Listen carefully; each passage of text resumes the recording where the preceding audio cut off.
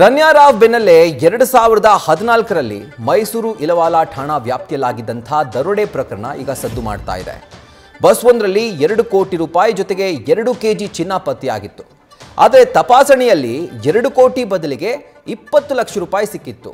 ರನ್ಯಾ ರಾವ್ ಮಲತಂದೆ ರಾಮಚಂದ್ರ ರಾವ್ ಅವರೇ ಆಗ ದಕ್ಷಿಣ ವಲಯದ IGP ಆಗಿದ್ರು. ಆದರೆ ಇದುವರೆಗೂ ತನಿಖೆಯನ್ನೇ ಪೊಲೀಸರು ನಡೆಸಿಲ್ಲ ಅನ್ನುವಂಥ ಒಂದು ಗಂಭೀರ ಆರೋಪ ಇದೆ. ಹೀಗಾಗಿ ಪ್ರಕರಣದ ತನಿಖೆಯನ್ನ CBIಗೆ ವಹಿಸೋಕೆ ಸ್ನೇಹಮಯಿ ಕೃಷ್ಣ ಆಗ್ರಹ ಮಾಡಿದ್ದಾರೆ. 2014ರಲ್ಲಿ ಮೈಸೂರಿನ ಇಲವಾಲ ಠಾಣಾ ವ್ಯಾಪ್ತಿಯಲ್ಲಿ ಆದಂಥ ದರೋಡೆ ಪ್ರಕರಣ ಇದು. ಬೆಂಗಳೂರಿನಿಂದ ಕೇರಳದ ಕ್ಯಾಲಿಕಟ್ಗೆ ಒಂದು ಬಸ್ ಹೋಗ್ತಾ ಇತ್ತು. ಆ ಬಸ್ನಲ್ಲಿ 2 ಕೋಟಿ ರೂಪಾಯಿಗೂ ಅಧಿಕ ಹಣ ಇದೆ, 2 ಕೆಜಿ ಚಿನ್ನ ಇದೆ ಅನ್ನುವಂಥ ಒಂದು ಮಾಹಿತಿ ಪೊಲೀಸರಿಗೆ ಸಿಗುತ್ತೆ. IGP ರಾಮಚಂದ್ರ ರಾವ್ ಅವರ ಗನ್ಮ್ಯಾನ್ ಮೂಲಕ ಈ ಮಾಹಿತಿ ಸಿಕ್ಕಿದ್ದು. ಅಂದು ರಾಮಚಂದ್ರ ರಾವ್ ಅವರು ದಕ್ಷಿಣ ವಲಯದ IGP ಆಗಿದ್ರು. ಅವರ ಮೌಖಿಕ ದೂರಿನ ಮೇಲೆ ಅವಾಗ ಆ ಬಸ್ ಮೇಲೆ ದಾಳಿ ಆಗಿತ್ತು.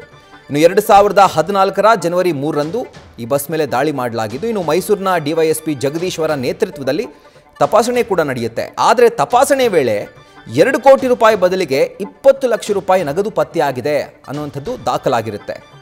ಇನ್ನು ದಾಳಿಯ ವಿಡಿಯೋ ಕೂಡ ಪೊಲೀಸರೇ ಡಿಲೀಟ್ ಮಾಡಿದ್ದಾರೆ. ಪೊಲೀಸರಿಂದಲೇ ಆ ವಿಡಿಯೋ ಏನು ದಾಳಿ ಸಮಯದಲ್ಲಿ ತೆಗಿತಾರೆ ಆ ವಿಡಿಯೋವನ್ನು ಡಿಲೀಟ್ ಮಾಡ್ತಾರೆ. ಇನ್ನು ದಾಳಿ ಬಳಿಕ ಕೆಲವು ನಿಮಿಷಗಳ ವಿಡಿಯೋ ಅಲ್ಲಿ ಡಿಲೀಟ್ ಆಗಿತ್ತು. ಇನ್ನು ಬಸ್ನಲ್ಲಿ ಸಿಕ್ಕಂಥ ಹಣ ನಮ್ಮದಲ್ಲ ಅಂತ ಬಸ್ನಲ್ಲಿದ್ದಂಥ ಎಲ್ಲ ಪ್ರಯಾಣಿಕರು ಹೇಳಿದ್ರು. ಹಾಗಾದರೆ ಯಾರ್ದದು? ಈ ಒಂದು ಪ್ರಕರಣ ಅವತ್ತೇನು ದಾಖಲಾಗಿತ್ತು, ಇದುವರೆಗೂ ತನಿಖೆ ಆಗಿಲ್ಲ. ಹಾಗಾಗಿ ನಮ್ಮ ಕರ್ನಾಟಕ ಪೊಲೀಸರು ಇದಕ್ಕೆ ತನಿಖೆ ಮಾಡೋದಕ್ಕೆ ಯಾವುದೇ ಥರದ ಒಂದು ಸಹಾಯ ಮಾಡೋದಿಲ್ಲ. ಹೀಗಾಗಿ CBI ಅವರೇ ತನಿಖೆ ಮಾಡಬೇಕು ಅಂತ ಹೇಳಿ ಸ್ನೇಹಮಯಿ ಕೃಷ್ಣ ದೂರನ್ನು ದಾಖಲು ಮಾಡಿದ್ದಾರೆ.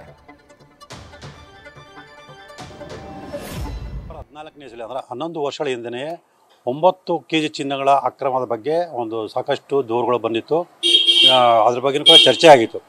ಆದರೆ ಆವತ್ತಿನ 9 ಕೆಜಿ ಚಿನ್ನಕ್ಕೆ ಸಂಬಂಧಪಟ್ಟಂತಹ ಯಾವುದೇ ಆರೋಪಗಳ ವಿರುದ್ಧ ಪ್ರಕರಣ ದಾಖಲು ಮಾಡದೆ ಯಾವುದೇ ರೀತಿ ತನಿಖೆ ಮಾಡಿಲ್ಲ.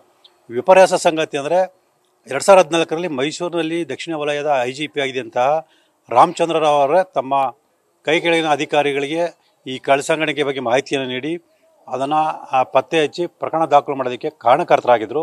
ಮತ್ತು ಇದ್ರ ಬಗ್ಗೆ ಸಮಗ್ರವಾಗಿ ತನಿಖೆ ನಡೀಬೇಕು ಅಂತೇಳಿ ಕೈ ಕೆಳಗಿನ ಅಧಿಕಾರಿಗಳಿಗೆ ಸಾಕಷ್ಟು ಸೂಚನೆಗಳನ್ನು ನೀಡಿದರು ಲಿಖಿತವಾಗಿ. ಹಾಗಿದ್ದರೂ ಕೂಡ ನ್ಯೂಸ್ ಫಸ್ಟ್ ನಿರ್ಭೀತಿಯಿಂದ ನಿಮ್ಮ ಪರವಾಗಿ.